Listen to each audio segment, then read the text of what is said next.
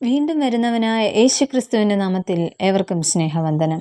ഈ പ്രഭാതത്തിലെ നമ്മുടെ വായനഭാഗം യെശയ്യാ പ്രവചനം 25 മുതൽ 27 വരെയുള്ള അധ്യായങ്ങളാകുന്നു. ഇന്നത്തെ കുറിവാക്യം യെശയ്യാ പ്രവചനം 27 അധ്യായം 12 വാക്യം. അന്നാളിൽ യഹോവ നദി മുതൽ മിസ്രയീം തോടുവരെ കറ്റമെതിക്കും. ഇസ്രായേൽ മക്കളെ, നിങ്ങളെ ഓരോന്നായി പെറുക്കിയെടുക്കും. യെശയ്യാ പ്രവചനം 27 അധ്യായം ന്യായവിധിയുടെ സന്ദേശത്തിൽ നിന്ന് പ്രത്യാശയുടെയും പുനഃസ്ഥാപനത്തിൻ്റെയും സന്ദേശത്തിലേക്കാണ് നമ്മെ നയിക്കുന്നത്. ദൈവം ലോകശക്തികളെയും തിന്മയുടെ ശക്തികളെയും പരാജയപ്പെടുത്തുമെന്നും തൻ്റെ ജനത്തെ ഒരു മുന്തിരിത്തോട്ടം പോലെ സ്നേഹത്തോടെ പരിപാലിക്കുമെന്നും ഇവിടെ പറയുന്നു. അതോടൊപ്പം തന്നെ ഒരു ശുദ്ധീകരണത്തിലൂടെ അവരെ വിശുദ്ധരാക്കി വീണ്ടും ഒന്നിച്ചു കൂട്ടുമെന്നും പറയുന്നു.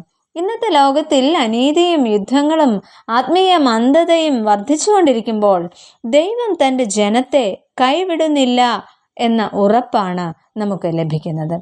ഇവിടുത്തെ പ്രധാന സന്ദേശങ്ങൾ എന്താണെന്ന് നമുക്ക് നോക്കാം. ഒന്ന്, ഫലദായകമായ മുന്തിരിത്തോട്ടം.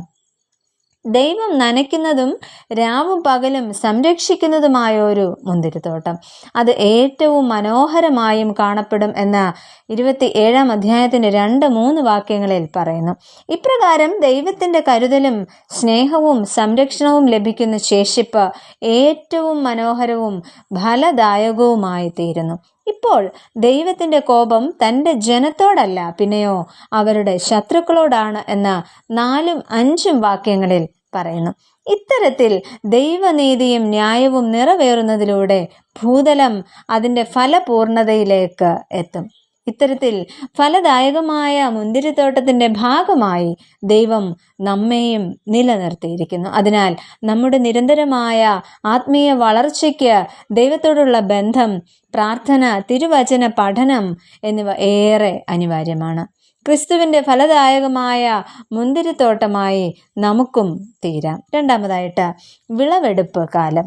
വിളവെടുപ്പ് എന്നത് സന്തോഷത്തിൻ്റെയും അധ്വാനത്തിൻ്റെയും ഫലത്തിൻ്റെയും കാലമാണ്. എന്നാൽ വേദപുസ്തകത്തിൽ വിളവെടുപ്പിന് ആത്മീയമായ ഒരർത്ഥവും കൂടെയുണ്ട്.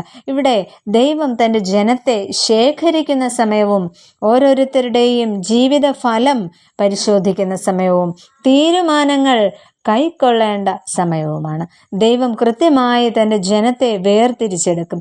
നിങ്ങളെ ഓരോരുത്തരെയായി പെറുക്കിയെടുക്കുമെന്ന് 27 അധ്യായത്തിൻ്റെ 12 വാക്യത്തിൽ വ്യക്തമാക്കുന്നു. നമുക്ക് നമ്മെ തന്നെ ശോധന ചെയ്യാം. നമ്മുടെ ജീവിതം ക്രിസ്തുവിന് വേണ്ടി ഫലം കായ്ക്കുന്നുണ്ടോ?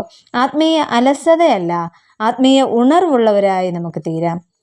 ഫലം കായ്ക്കുന്ന വിശുദ്ധ ജീവിതം നമുക്ക് നയിക്കാം. പ്രിയമുള്ളവരെ, വിളവെടുപ്പ് കാലം അടുത്തിരിക്കുന്നു. ഇന്ന് നാം വിതയ്ക്കുന്ന വിശ്വാസം, വിശുദ്ധി, സ്നേഹം, സുവിശേഷ തീക്ഷ്ണത ഇവയിൽ നിന്നാണ് നമുക്കുള്ള ഫലം ലഭിക്കുന്നത്. അതിനാൽ ദൈവം ശേഖരിക്കുവാൻ ആഗ്രഹിക്കുന്ന നല്ല വിളവായി തീരുകയും മറ്റുള്ളവരെ ക്രിസ്തുവിനായി നേടുവാനും നമുക്ക് ഏവർക്കും സാധിക്കട്ടെ എന്ന് പ്രാർത്ഥിക്കുകയും ആശംസിക്കുകയും ചെയ്യുന്നു. നമുക്ക് പ്രാർത്ഥിക്കാം. പ്രിയ കർത്താവേ, അവിടുത്തെ മുന്തിരിത്തോട്ടത്തിലെ നല്ല ഫലം കായ്ക്കുന്ന ദൈവജനമായി നിലനിൽക്കുവാൻ ഞങ്ങളെ അവിടുന്ന് സഹായിക്കണമേ. പ്രിയ കർത്താവേ, ഞങ്ങളുടെ ജീവിതത്തിലൂടെ ദൈവമഹത്വം പ്രതിഫലിപ്പിക്കുവാൻ ഞങ്ങളെ ഏവരെയും തുണയ്ക്കണമെന്ന് യേശുവിൻ നാമത്തിൽ അപേക്ഷിക്കുന്നു. കൃപയോടെ കേൾക്കണമേ. ആമേൻ.